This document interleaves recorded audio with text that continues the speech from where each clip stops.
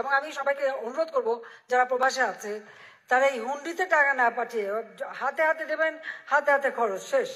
যারে দিলেন সে হয়তো খরচ করে পরে দেখা গেল যে নিজের জন্য কিছুই নাই। অনেকেই তো ফিরে যে এরকম বিপদেও পড়ে, আমার এরকম তো ঘটনা ঘটে। সেই ঘটনা যাতে না ঘটে তার জন্য সবাইকে সতর্ক হওয়ার জন্য আমি আহ্বান জানাই যে আপনারা সবাইকে সতর্ক করে দেবেন। আর এখন তো অনলাইনেই চলে আসতেছে সবকিছু, আমাদের ব্যাংকিং ব্যবস্থা সম্পূর্ণ ডিজিটাল। और अभी तो रुको, क्लाइमैक्स अभी बाकी। আসসালামু আলাইকুম ওয়া রাহমাতুল্লাহি ওয়া বারাকাতুহু। আমাদের প্রধানমন্ত্রী শেখ হাসিনা চাচ্ছে যে আমরা হুন্ডিতে টাকা না পাঠাইতাম। উনি চাচ্ছে যে আমরা ব্যাংকে অ্যাকাউন্টে টাকা পাঠাইতাম, বাংলাদেশের রেভিনিউস বাড়বে। কিন্তু শেখ হাসিনা দাদি আমাদের জন্য কি করেছে? আমরা যে বিদেশ এত পরিশ্রম করে, যুদ্ধ করে, এত পরিশ্রম করে, এত কষ্ট করে টাকা পাঠাই, রেভিডেন্স পাঠাই, আমাদের জন্য আমাদের শেখ হাসিনা দাদি কি করেছেন? বিনিময়ে কিছুই করেন নাই। আমরা যখন বাড়িতে যাব, কিছু কেনাকাটা করে নিয়ে যাব, তখনও ব্যাট কাটে। আমরা কোন দিকে যাব? কোনো দিক শান্তি নাই।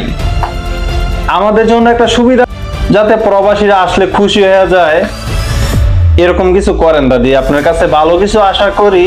আপনি যেহেতু প্রধানমন্ত্রী বাংলাদেশের, ভালো কিছু করেন।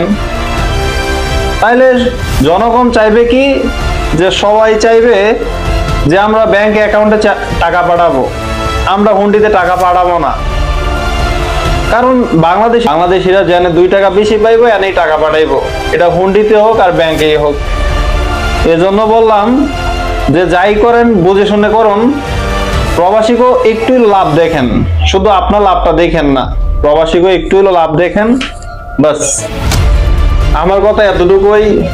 আপনাদের কাছে অনুরোধ, দেশ বিদেশ যারা আছেন সবাই অনেক পরিশ্রম করে টাকা উপার্জন করেন, তো প্লিজ আমার একটা অনুরোধ সরকারের কাছে যে আমাদের প্রবাসীদের জন্য কিছু একটা করেন, যাতে আমরা খুশি হয়ে যাই। ইনশাআল্লাহ সবাই ভালো থাকবেন। আসসালামু আলাইকুম।